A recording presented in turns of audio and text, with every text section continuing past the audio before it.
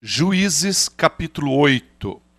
E sucedeu que os homens da tribo de Efraim foram reclamar a Gideão: que maneira é essa de agir para conosco? Tu não nos chamaste quando saíste a combater Midian? E o admoestaram severamente.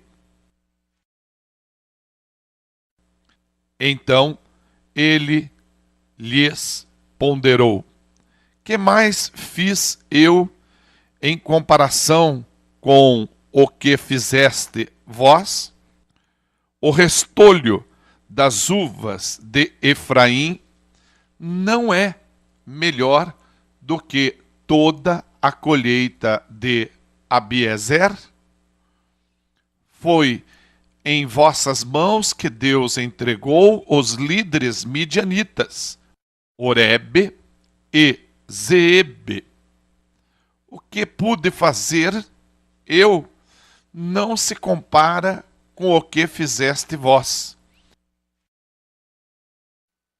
Diante deste esclarecimento, acalmou-se a indignação deles contra Gideão.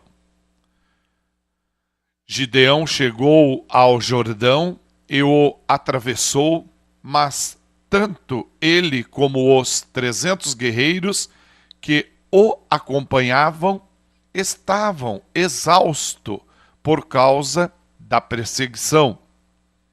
Ordenou, pois, Gideão ao povo de Sucote: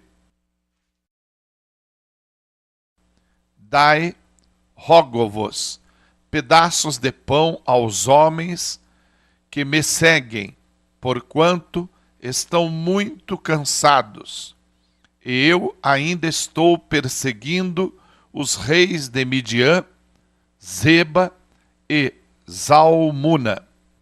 Ao que os príncipes de Sucote contestaram: já estão em tuas mãos Zeba e Zalmuna? Por que deveríamos alimentar tuas tropas? Ah, é assim que ages?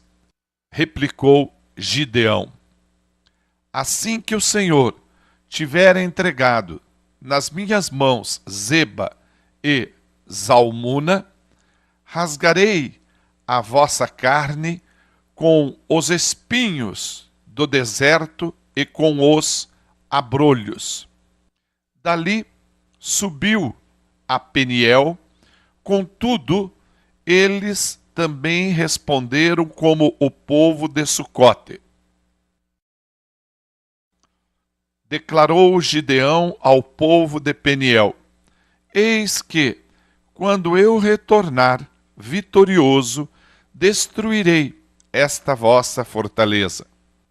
Estavam, portanto, Zeba e Zalmuna em Carcor, com seu exército, cerca de 15.000 homens apenas, todos os que haviam restado de todo o exército dos povos do deserto, os filhos do Oriente. Os mortos, dentre os que levavam a mão a espada, somavam 120.000 guerreiros.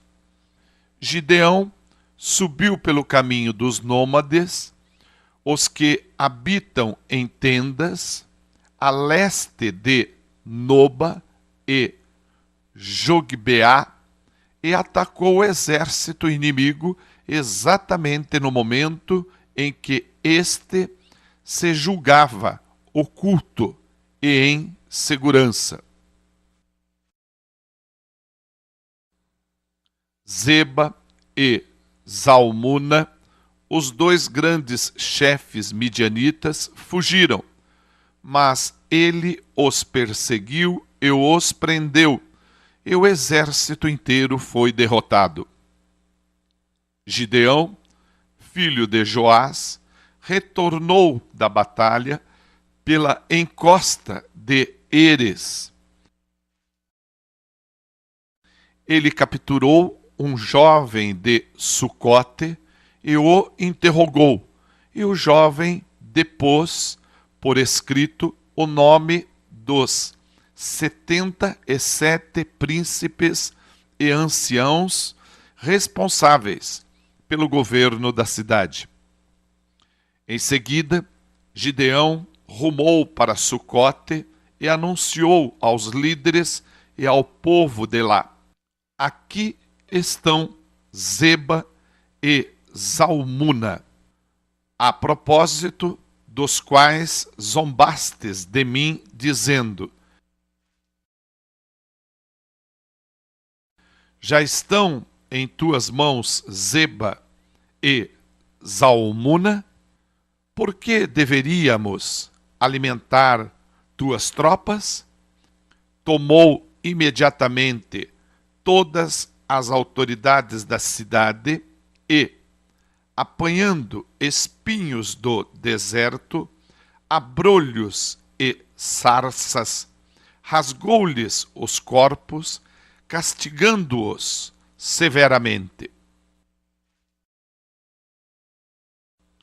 Depois dirigiu-se a Peniel e derrubou sua torre e fortaleza e matou todos os homens daquela cidade. Então interrogou a Zeba e Zalmuna: como eram mesmo os homens que matastes em Tabor? E eles prontamente responderam: pareciam contigo. Todos eles tinham o aspecto de filhos de rei. E Gideão acrescentou: sim, eram meus irmãos, filhos de minha mãe. E concluiu: juro pelo nome do Senhor que, se os tivesseis permitido viver, eu não vos mataria.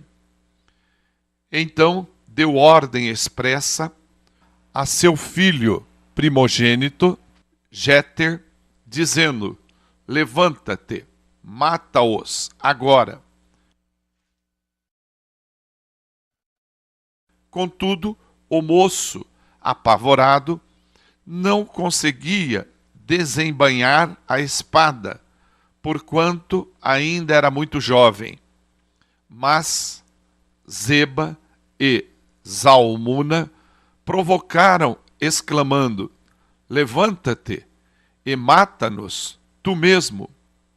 Ora, é preciso ter coragem de um verdadeiro homem para isto.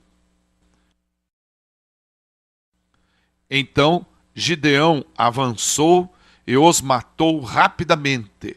Depois arrancou os enfeites reais do pescoço dos camelos deles. Então os israelitas rogaram a Gideão: reina sobre nós, tu, o teu filho e o teu neto, porque nos tiraste das mãos de Midian. Gideão, contudo, lhes esclareceu: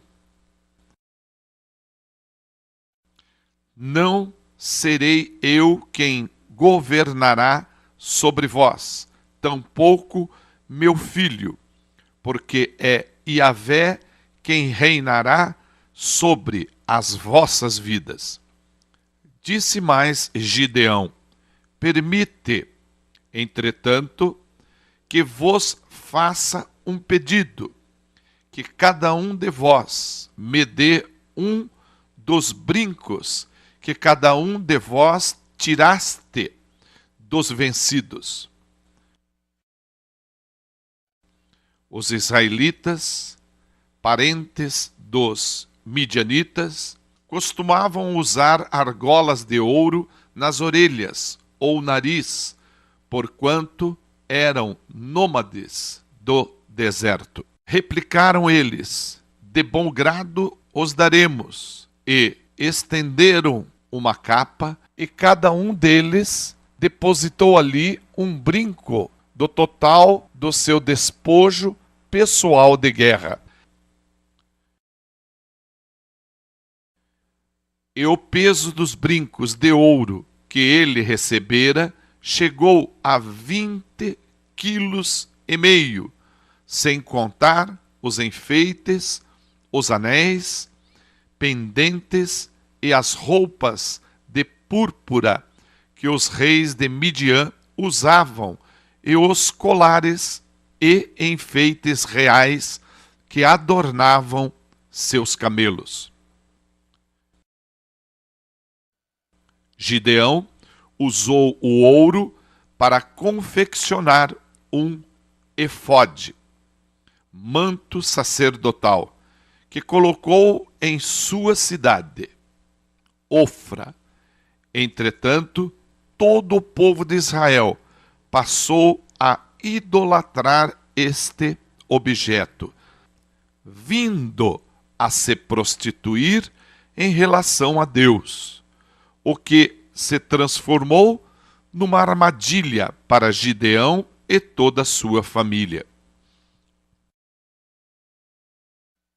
Assim foi Midian abatido diante dos filhos de Israel, e nunca mais levantou a cabeça, e a terra experimentou paz e descanso por 40 anos, todo o tempo que viveu Gideão.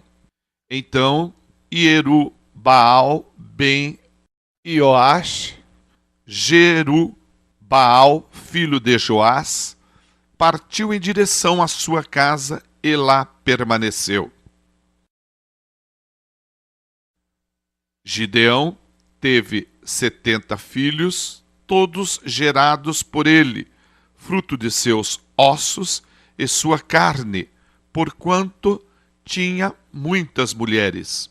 A sua concubina, que morava em Sheém, Siquém, também lhe deu um filho, a quem ele deu o nome de